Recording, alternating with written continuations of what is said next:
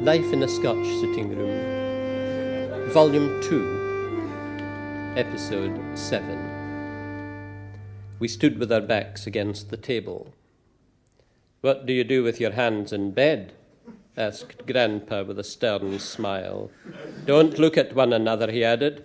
"Just answer my question and stop squirming about." Innocence brought blushes through our cheeks.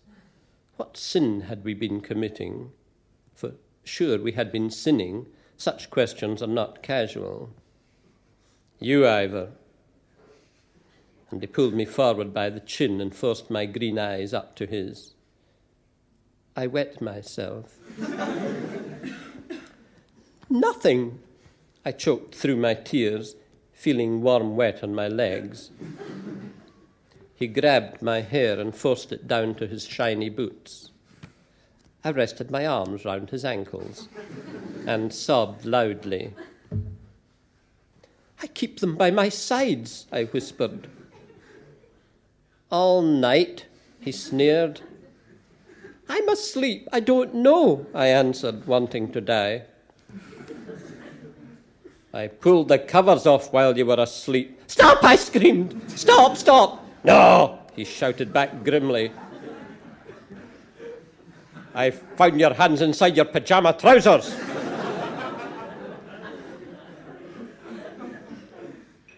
My brain spun. I was keeping my fingers warm.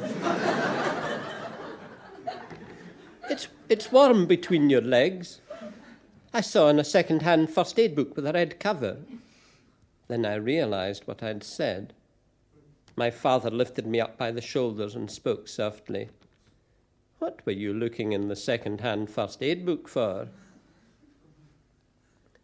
"I want to be a doctor," I gasped.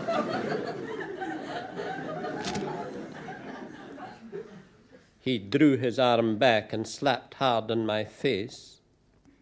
I moved my numb jaw about a little to see if it had broken. "Now, son, the truth," still softly, but with a catch. "It's the pictures," I whimpered. He took me into the corner so that we were alone. "Page 127. My ears burned. Yes. I looked up.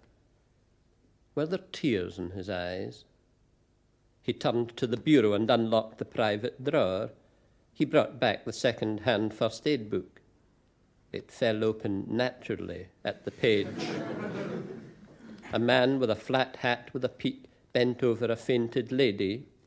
She had long curling hair, and her body, though ambiguous, was female, with fine ankles. I looked at Daddy's face, and it looked back. Then he slapped me hard, but perfunctorily, on the other cheek. "Go and change your trousers, you'll get a rash," was all he ever said.